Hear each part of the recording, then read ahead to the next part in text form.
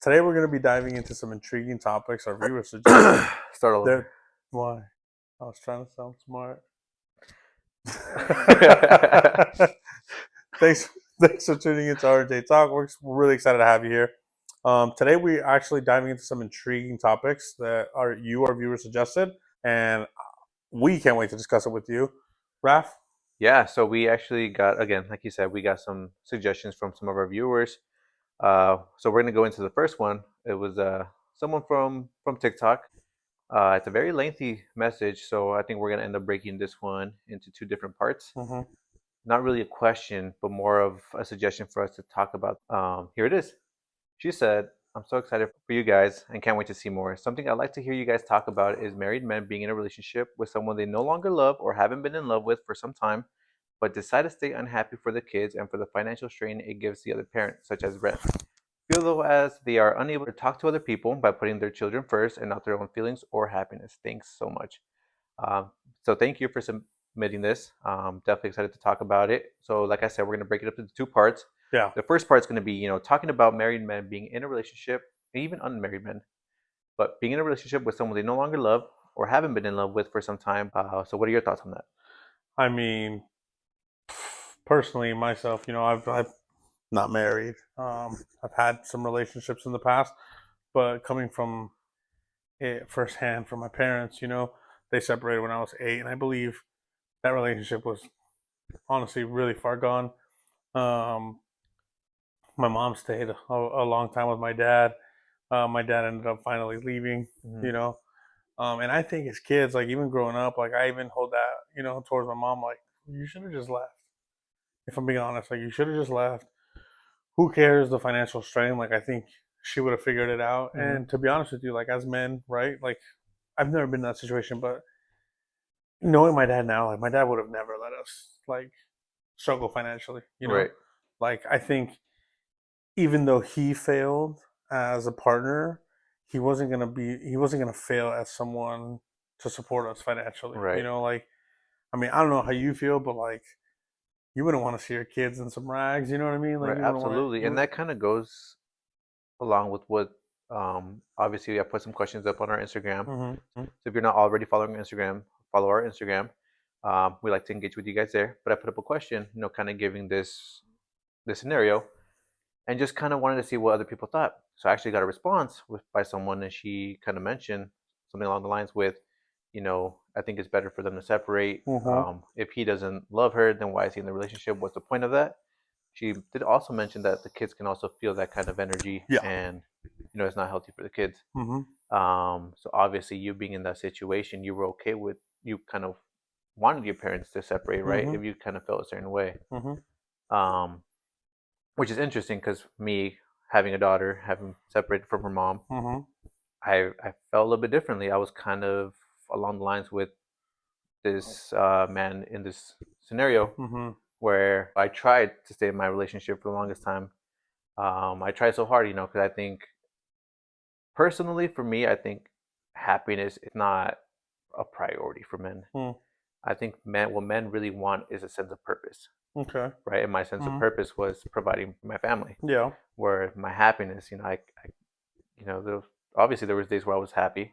There was also some days where I was, Yeah. not happy. Yeah. I didn't really care because at the end of the day, what I really want is my family. Again, kind of going back to the first part, it's kind of hard as a father to, you're so used to having your family there, coming home from Mm-hmm. work, even Mm-hmm. if you're kind of not in the best mood, just having your family there, knowing that they're there, it kind of eases it up a little bit. Now, where it's like splitting 50-50, Mm-hmm. sometimes I come home and I don't have my daughter there, I don't have my partner there. Yeah. So Yeah. I could see why he would decide to stay, and I don't think there's a right or wrong answer for this. I think it's just a case by case scenario. Definitely. I think there's no right or wrong answer. I mean, even in relationships, even without kids, like you try to work it Mm-hmm. out. Many, many, many times, I believe that it's hard for us to express our feelings. I mean, it's hard for some people to express their Right. feelings.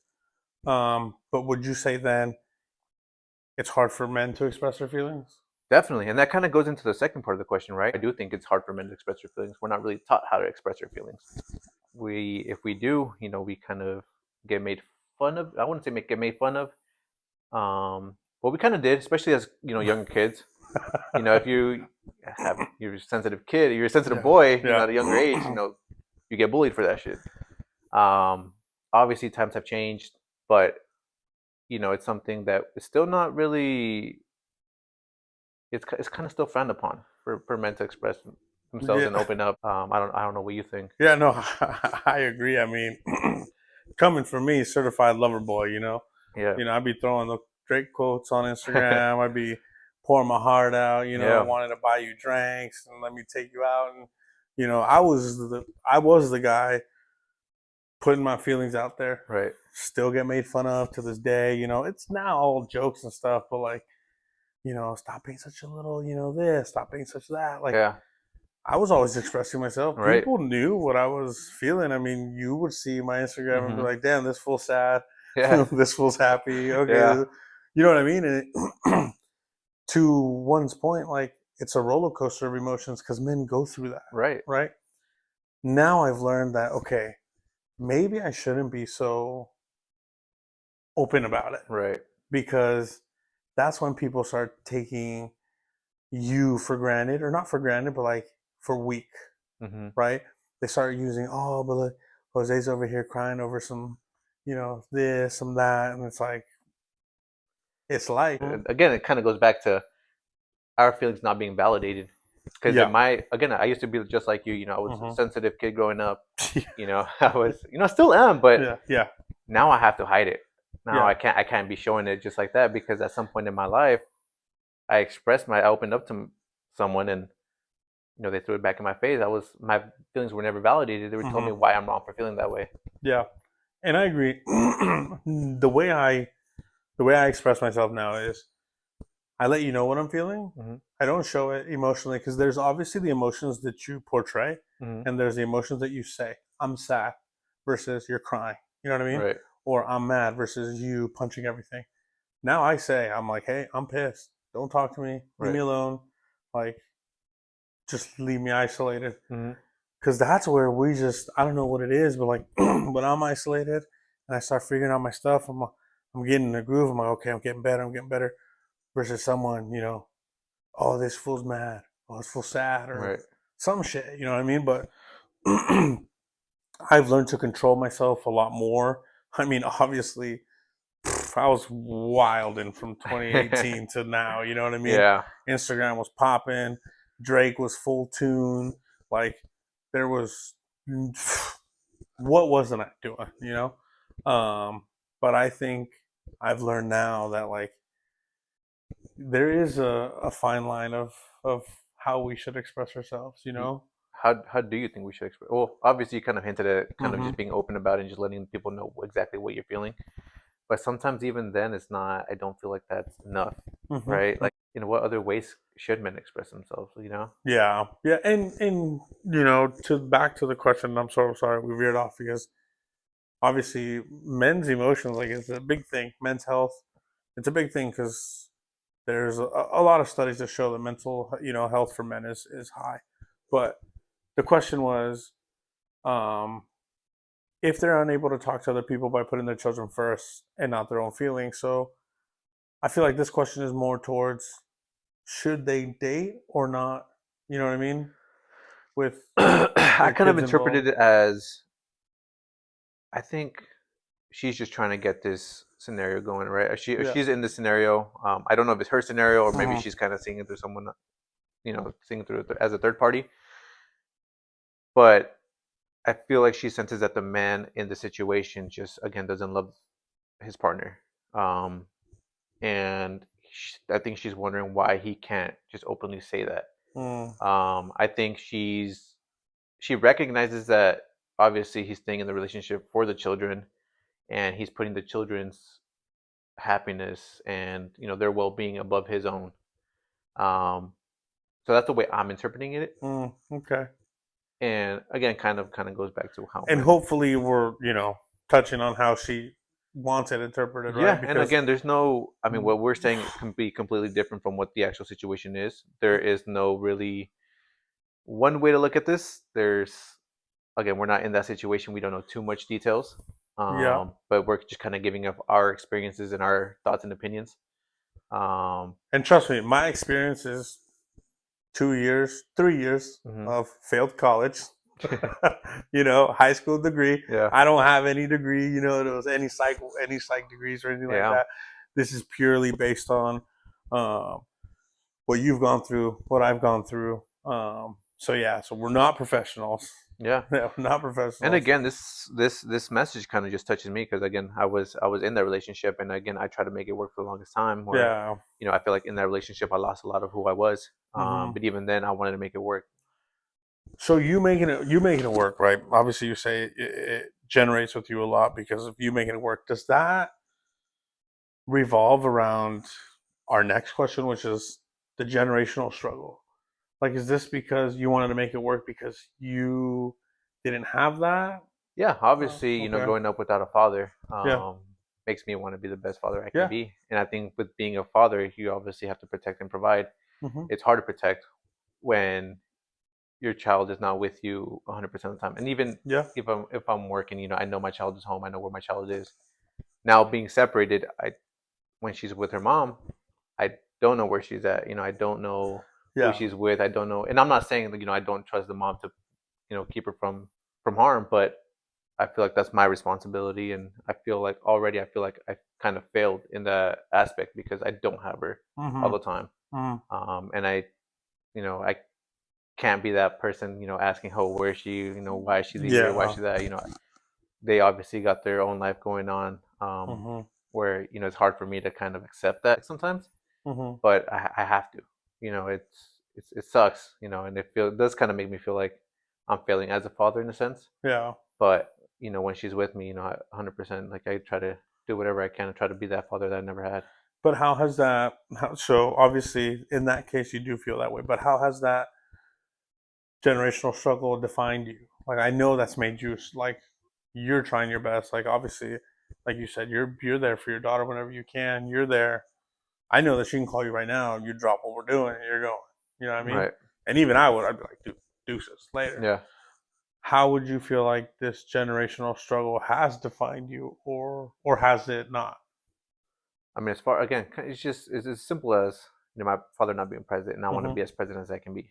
Mm-hmm. That's as far as that question goes. That's the main part of it. Mm-hmm. Mm-hmm. Um, but yeah, I mean, relating to that question, that's pretty much the main thing. Just being present, just being there, and just being the best that I can be because I know I didn't have that growing up. Yeah. Yeah. And I mean, even now, trying to break it, like you're trying to break that struggle. Hmm. You're trying to break that generational struggle. A lot of us, first generation Hispanics, like we have that struggle. We don't have. It's one of two things. It's trauma from our parents, trauma from our parents' parents, and it takes a really strong individual to finally break that. Right. And even trying to break it, like sometimes, just like you have your daughter now, right? Sometimes it's just being able to break it just enough for you to give the keys to your daughter and her finally breaking Right. it. To have that breakthrough, to have that, beautiful cycle or that cycle broken and becoming into a beautiful cycle of, not necessarily being a trauma, but, a good thing. Yeah, and again, when it comes to that particular question, it comes a lot with being who we are, right? As Mexicans, growing up in a Mexican household, our parents are a product of their environment. We're a product of our environment, Mm-hmm. right? They only know what they were taught and what they went through. But I think as far as a lot of Mexican households go, I think a lot of the generational struggle is wealth. I come from a minimum wage family. Mm-hmm. I come from living paycheck to paycheck. I come from cars getting repoed. I come from having to take out loans to pay the bills. I come from not knowing what a career is and not taking any Yeah. risk. I come from not knowing how to work your credit. Yeah. I come from a broke mindset, and just no blame on my mom at all because she did the best she could. Mm-hmm. Single mom working two jobs all the time. But that's what she knew, and that's what I grew up learning. Growing up, I never saw myself making way more than minimum wage Yeah. until I eventually kind of figured it out and kind of opened my eyes to a whole new world. I'm like, nah, this ain't it. This ain't who I want to be. I don't want to live paycheck to paycheck. I want to break that cycle. I want that financial freedom. I want to be able to do what I want when I want. Mhm. And obviously I'm not there yet, but I started learning how to work my credit. I started learning how to invest, how to use my money to make more money. Mhm. I started traveling more, Yeah. something that's not really have been done in my family before. Um, so it's kind of stuff like that where I'm learning and I'm making that step to really plant those roots Yeah. so my kid can grow. Yeah. So I think that's my responsibility to plant those roots and Mhm. let my baby take it from there. Yeah. Yeah. But I don't know about you. How has generational struggle affected you? Yeah. I mean, I think generational struggle, you know, especially for me, like it's still there. Like if I'm not gonna lie to you. Like my dad was never really there. Bless his soul, but he was never really there, and he's very tough. Like Hmm. anyone who's met him, I always say, my dad, cool dude, bro, Yeah. cool dude. You go hang out with him, have a couple beers, cool fucking dude. But my dad never knew how to be there because his dad was never Right. there. His dad had a separate family.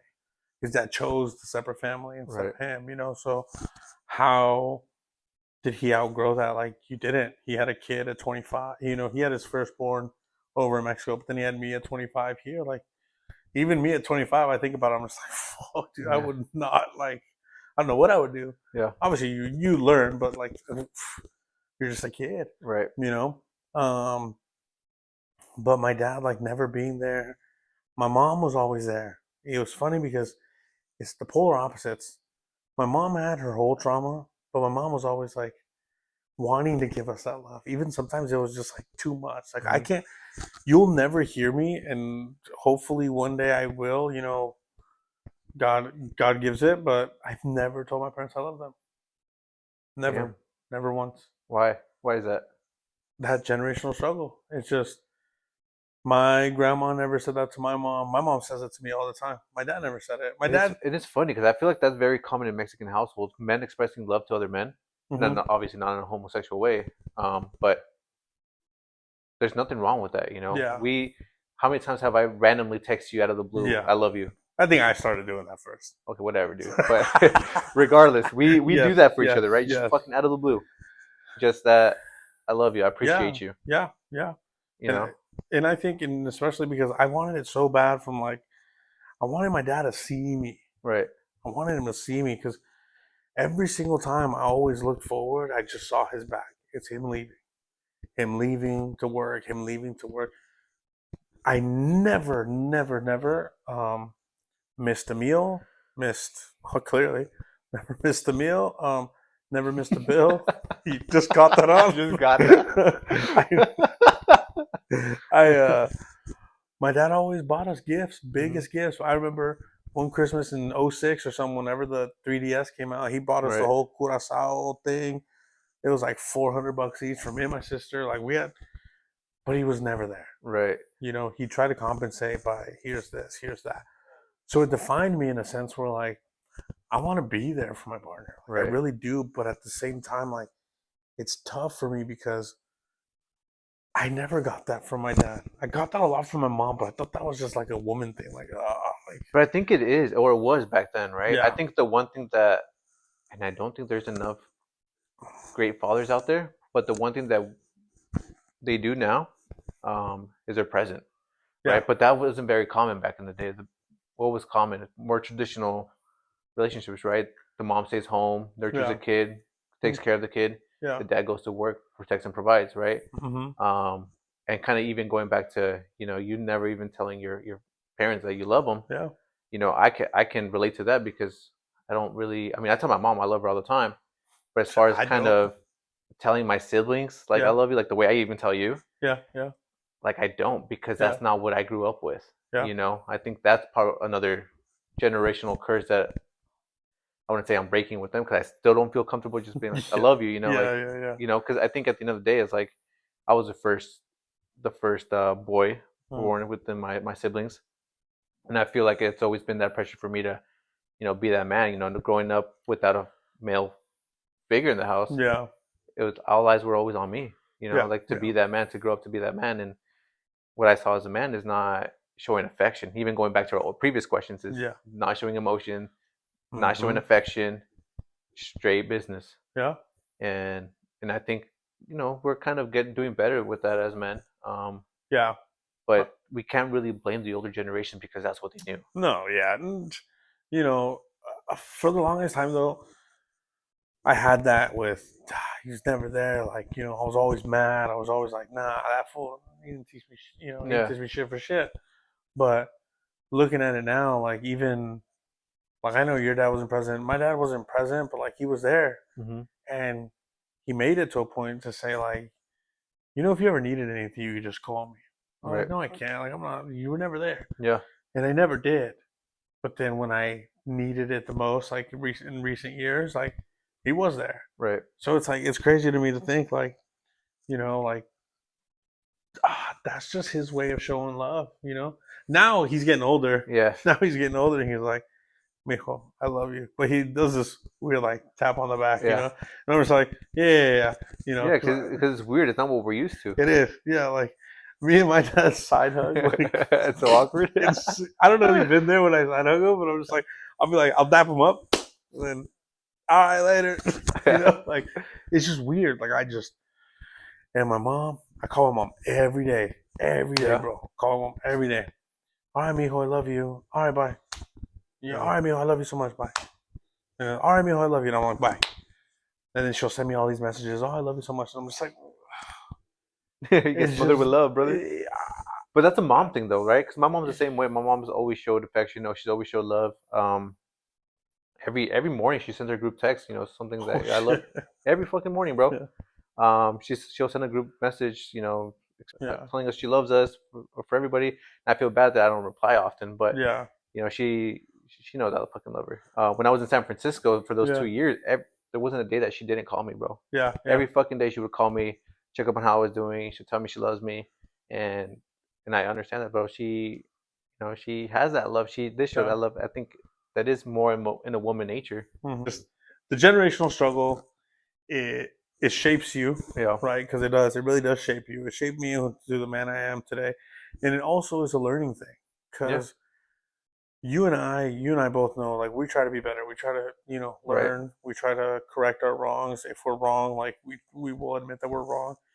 So I think it has shaped us into the man we are today. Absolutely. And I think I wouldn't take it any other way because I think, bro, my dad was never home, so we would have to walk 3 miles to get to school. And we're 8, 9, 10. Me and my Yeah. sister, like that built some grit. That made me a good athlete into a sense. That made me, you know, like I never give up. I just, Yeah.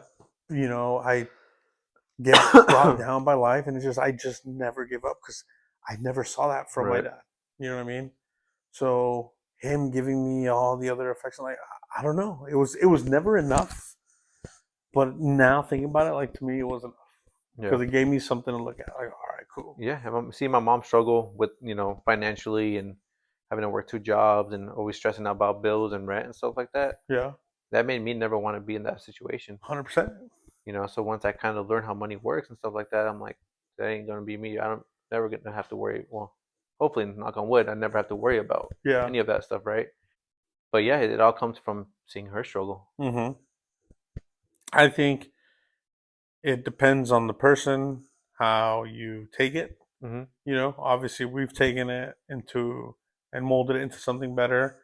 Um, I hope that our opinion, kind of resonates with our viewers.